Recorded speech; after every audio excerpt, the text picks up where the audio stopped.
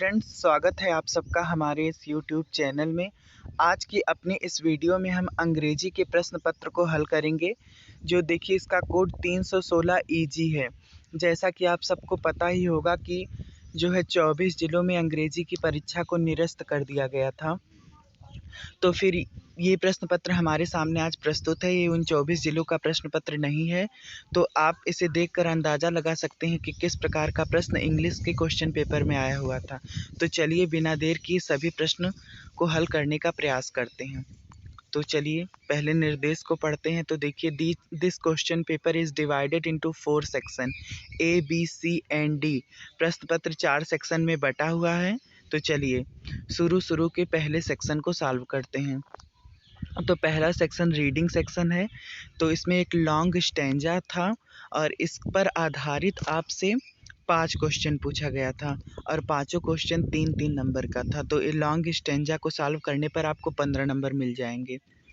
फिर देखिए section B है, उस लॉन्ग स्टैंजा को आप सॉल्व कर लीजिएगा। राइटिंग सेक्शन है और इसमें right an article on any of topic. तो इसमें 3 टॉपिक दिया जाएगा, आपको इसी एक टॉपिक पर आर्टिकल लिखना रहेगा।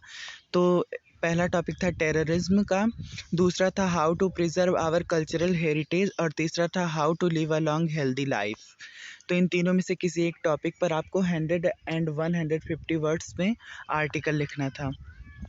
तीसरा प्रश्न है, write a letter to the district magistrate of your district requesting him या her to tackle the grim flood situation. मतलब बाढ़ की समस्या पर जो है आपको मतलब लेटर लिखना था डिस्ट्रिक्ट मजिस्ट्रेट को।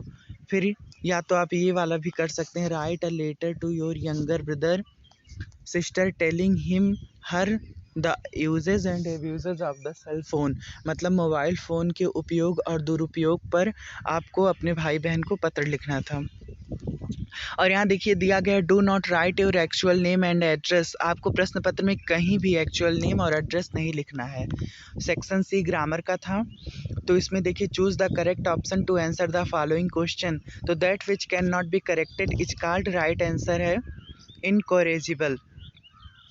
तो IV 4 ऑप्शन सही है इसका।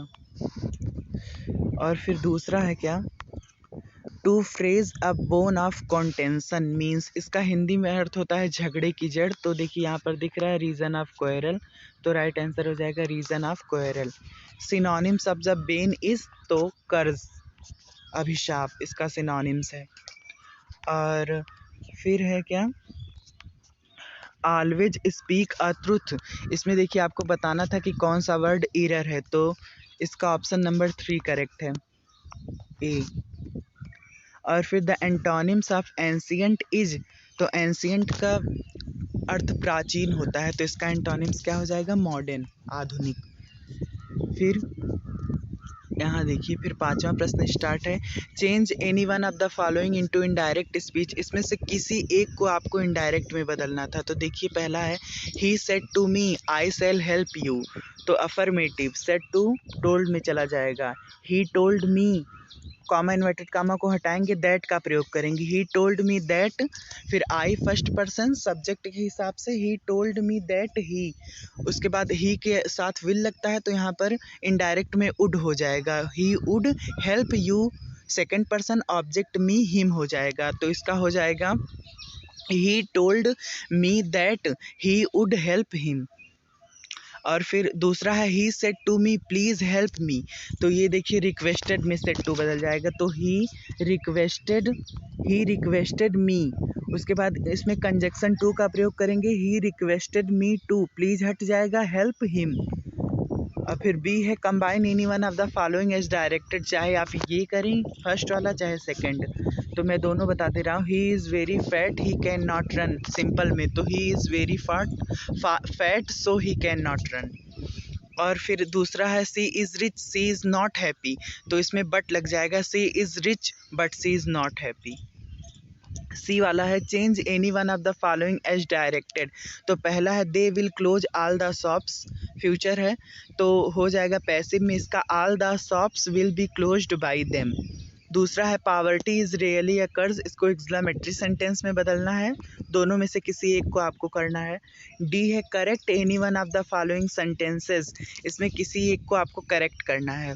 तो I am too happy to see you, तो इसका हो जाएगा शायद I am very happy to see you या I am happy to see you.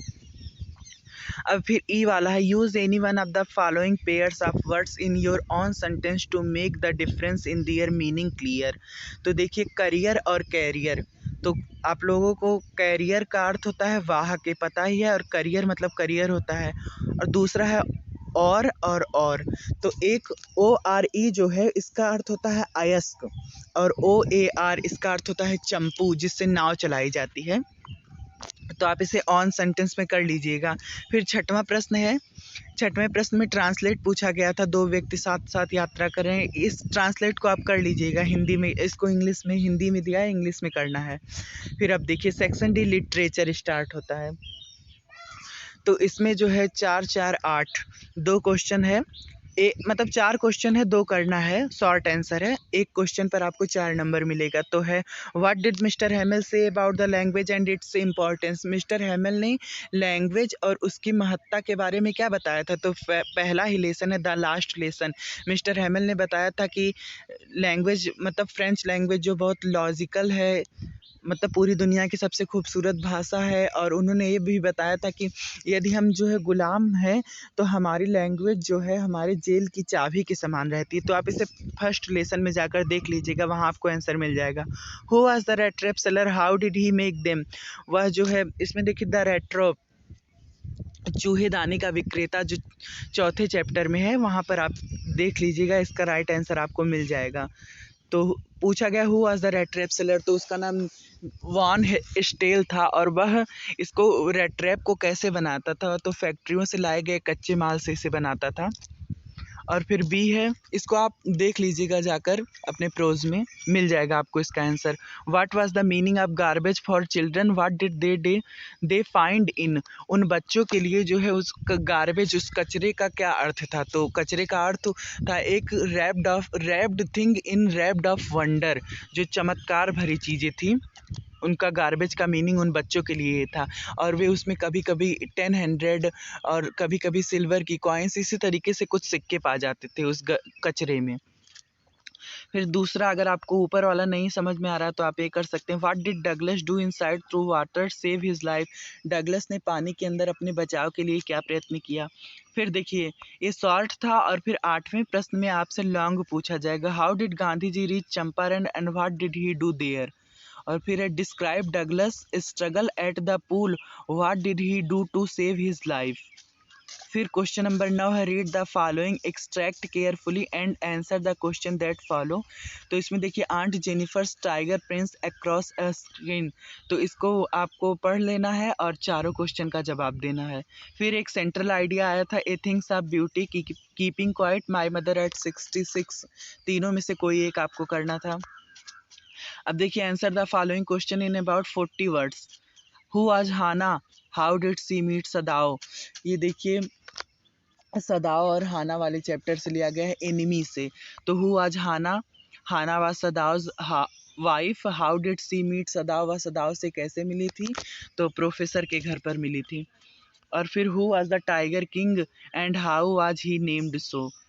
फिर दूसरा है what did Sam write in letter to his Charley, how did the author reach Antarctica. तो ये लॉन्ग, फिर यहाँ पर लॉन्ग आंसर शुरू हो गया है, तो 4 4 नंबर का 2 शॉर्ट रहेगा और एक 7 नंबर का लॉन्ग रहेगा।